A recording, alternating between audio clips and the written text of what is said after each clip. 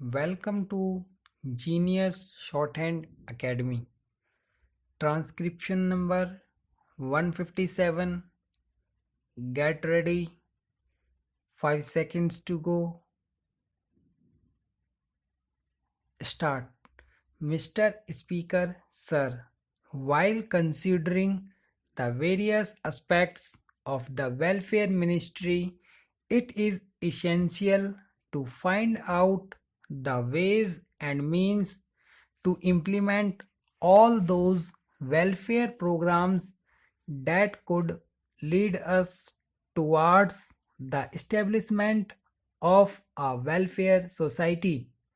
For the past many years, representatives of people, especially those belonging to the scheduled castes and scheduled tribes, have been repeatedly demanding the setting up of a separate ministry under a minister to look after welfare matters.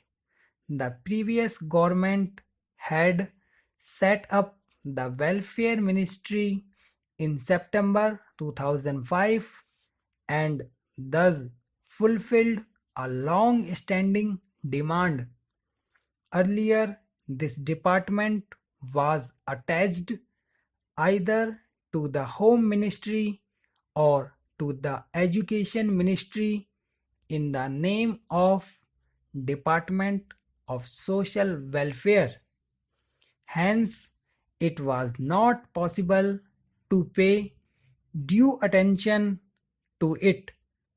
Therefore, the then Prime Minister Sri Rajiv Gandhi pondered over this matter seriously and took a historic decision on it, and thus the Ministry of Welfare was created, and this ministry started working independently.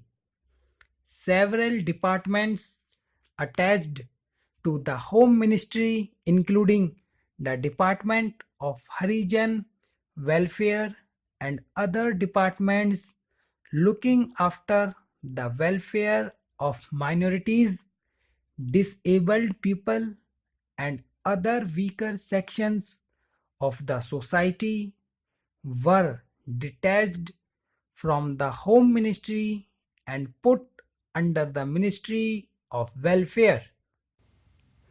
Apart from this, steps were also taken for the fulfillment of several commitments made by the government, as also of those tasks which the government was supposed to do under the directive principles incorporated in our constitution and which were left unattended to even after 58 years of independence.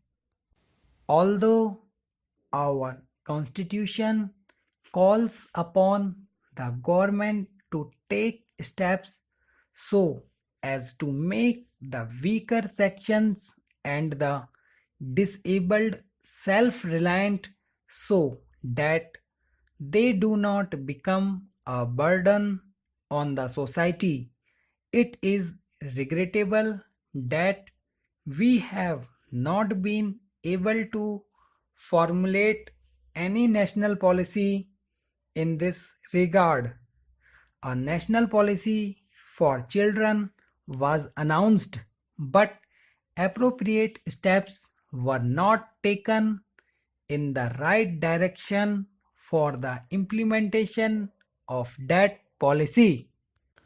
The work was taken up, but much remains to be done in this direction because our country has not been able to progress as much as it should have. For this purpose, it is necessary to have adequate resources.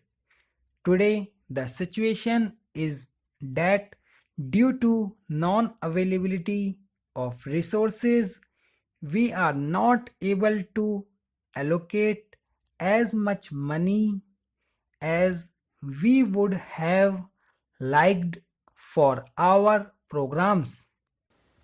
The previous government had constituted a committee, and the committee was entrusted with the job of suggesting a national policy for the handicapped, keeping in mind the factors such as the facilities that could be provided to them, ways and means to provide them with equipment and assistance, and also ways and means to provide them with education and training in the cities, so that instead of being a burden on the society and depending on their parents, they can make themselves useful and make a place in the society. The committee was give its recommendations on these issues. I would like the government present to take steps to implement the recommendations made by this committee, and also keep in mind those recommendations while formulating the bill relating to the handicapped, because so far we have not been able to formulate the requisite national policy for the handicapped. Many experts have expressed their views after much discussion and deliberations. The government should take steps to implement those recommendations. I believe that this House will unanimously agree that there should definitely be a national policy regarding the handicapped, so that they need not depend on others. There are many countries in the world where many special laws have been made for the welfare of the handicapped, and they are provided with many additional facilities. We too can formulate a national policy for the handicapped on the lines of those formulated by other governments. Mr. Chairman, sir, as I said in the beginning, the rate of infant mortality in our country is very high due to many reasons, including poverty, malnutrition, and undernourishment. Similarly, many children are deprived of proper education as they fall victims of bad habits.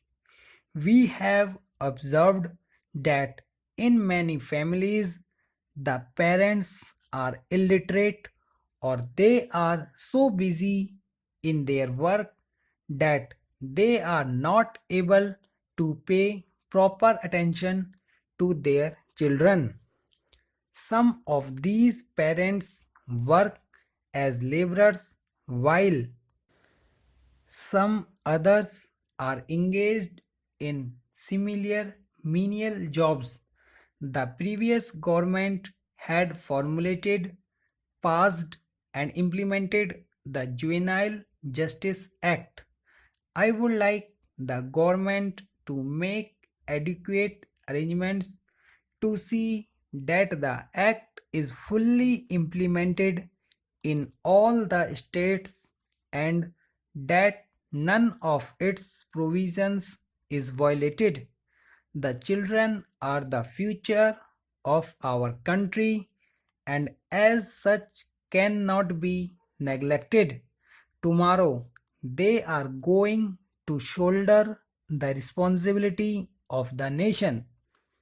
Along with the industrial development and progress in many fields, we are witnessing the onset of many services in our country. Ours is a welfare state. It is our responsibility to see that voices of our children